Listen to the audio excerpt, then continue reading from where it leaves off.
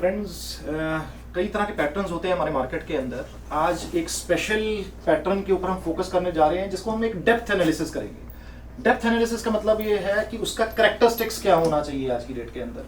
अभी तक हम यही कहते हैं ब्रेकआउट हो गया आप ले लो, बट उसके कैरेक्टरिस्टिक्स बिना समझे हुए अगर किसी पैटर्न को ट्रेड करते हो, इसका मतलब ये है आपकी लॉस की प्रोबेबिलिटी ज्यादा होती है, उस पैटर्न की फेल होने की प्रोबेबिलिटी ज्यादा होती है। तो आज हम एक पैटर्न को डिस्कस करेंगे, कप एंड हैंडल। इसके दो पार्ट्स होंगे। कप एंड हैंडल के अंदर आप आज की डेट के अंदर कप विद हैंडल भी हम स्टडी करेंगे और कप विदाउट हैंडल भी करेंगे।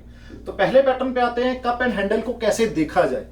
टिपिकली जब जब बुल मार्केट होती है हमारे यहाँ पे, बुल मार्केट का मतलब है जब मार्केट के अंदर सारे स्टॉक्स अपने अपसाइड के बेसिस क्लियर कर रहे होते हैं, उस केस के अंदर हमें क्या चीज देखनी है, मेरे कप एंड हैंडल के अंदर डेप्थ कितनी होनी चाहिए।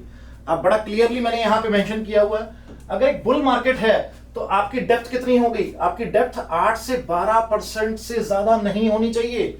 मतलब ये जो ओवरऑल का बेस बना है इसके अंदर आज की डेट में, ये 8 से 12% की रेंज के अंदर रहेगा।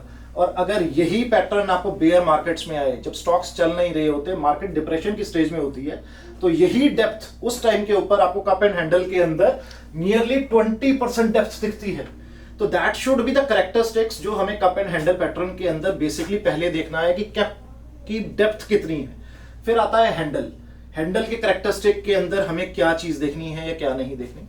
हैंडल के अंदर सबसे बड़ी चीज है, जब भी हैंडल अपना ओवरऑल बन रहा होता है डाउनवर्ड ट्रैजेक्टरी के अंदर, जो यहां पे आपको दिख रहा है, इसके अंदर टिपिकली वॉल्यूम्स ड्राई होने चाहिए। इस टाइम पे ऊपर हैंडल बनते हुए वॉल्यूम्स अप नहीं होने चाहिए।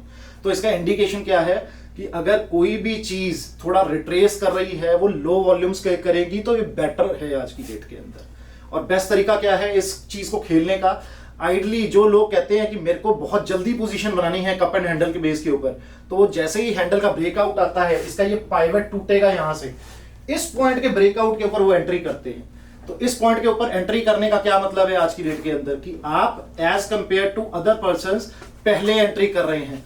तो that is the ideal entry. और इन केस कोई कंजर्वेटिव इन्वेस्टर है आज की डेट में, वो कंजर्वेटिव इन्वेस्टर आज की डेट में बहुत ही ध्यान से कि भाई उसका लॉसेस नहीं होने चाहिए, लेकिन उस केस में क्या है, रिस्क रिवॉर्ड रेशियो आपके फेवर में नहीं होती। जब रिस्क रिवॉर्ड रेशियो फेवर में नहीं है तो टिपिकली आप क्या कर रहे हो, आप इसके ऊपर ले रहे हो। मैं इसके ऊपर लेने के अंदर भी कोई मुझसे मना नहीं करता, but this is a late entry. Late entry का मतलब ही है आज की डेट के अंदर कि आपको उतना रिवॉर्ड जो मिलना चाहिए था इस पैटर्न के अकॉर्डिंग मिलना था, उसके अंदर से आपको कुछ पाए ओवरऑल के लिए कम मिलेगा।